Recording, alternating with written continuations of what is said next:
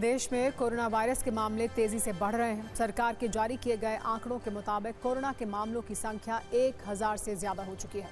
केरल, महाराष्ट्र और दिल्ली में कोरोना के मामले सबसे ज्यादा हैं। अमेरिका से लेकर जापान तक और स्पेन से लेकर फ्रांस तक कोरोना का नया वेरिएंट अपना असर दिखा रहा है। ऐसे में सवाल यह है कि क्या कोरोना का नया वेरिएंट भारत में भी कोई गंभीर असर दिखा सकता है और क्या वैक्सीन इस खतरे को रोकने में नाकाम है? इस पर हमने आज सत्ता की सवाल जवाब वाली कुंजी तैयार की है। पहला और सबसे जरूरी सवाल यह है कि क्या कोरोना की नई लहर से कोई गंभीर खतरा है? हेल्थ एक्सपर्ट्स के मुताबिक 2022 के बाद कई बार कोरोना के मामले बढ़े हैं, लेकिन 3 वर्षों में कभी कोई गंभीर स्थिति नहीं पैदा हुई। इसलिए इस बार भी ज्यादा बड़े खतरे का अंदेशा नहीं है। हालांकि कोरोना वाला ये खतरा कितने दिन रहेगा, इसको लेकर एक्सपर्ट की अलग अलग राय है। अभी इसका सटीक अंदाजा लगा पाना मुश्किल है। कुछ एक्सपर्ट्स कह रहे हैं कि इसका असर 4 हफ्ते तक रह सकता है।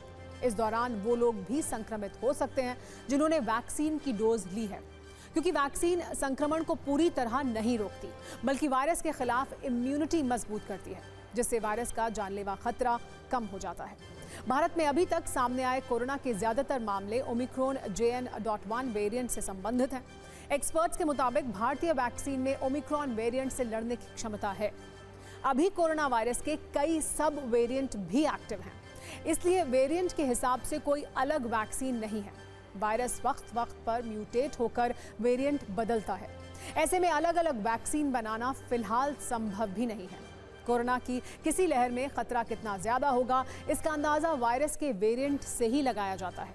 फिलहाल जो JN.1 वेरिएंट सबसे ज्यादा एक्टिव है, वो ओमिक्रॉन का एक स्ट्रेन है, जिसकी जानकारी सबसे पहले अगस्त 2023 में सामने आई थी। इसमें करीब 30 म्यूटेशंस हैं जो इम्यूनिटी कमजोर करते हैं। ये वायरस ज्यादा तेजी से फैलता है, लेकिन ये बहुत गंभीर नहीं है। दुनिया के कई हिस्सों में ये सबसे आम वेरिएंट बना हुआ है। इसलिए एक्सपर्ट्स की बड़ी सलाह यह है कि कोरोना से डरने की नहीं, बस सचेत रहने की जरूरत है। ओमिक्रॉन का ही एक सब वेरिएंट है जो अब इस समय फैल रहा है, तो इसको साधारण फ्लू की तरह समझें और जो प्रिकॉशन लेते हैं फ्लू के वही लें। ये स्ट्रेन आया है, इसमें एक म्यूटेशन है जिसको L4555 बोलते हैं। उसकी वजह से ये इम्यूनिटी को इवेड कर जाएगा। तो आप पहले से आप संक्रमित हुए हैं, आपने वैक्सीन ली हुई है, उसको भी ये सरपास करेगा, तो ये रैपिडली फैलेगा। हमारी जो वैक्सीन थी, जो हम लोगों में ज़्यादा जो यूज़ हुई, वो कोवैक्सीन और कोविशील्ड थी। ज़्यादा कोविशील्ड यूज़ हुई थी। तो इसकी जो एफिकेसी है इस नए वेरिएंट के लिए थोड़ी रहेगी। क्यों?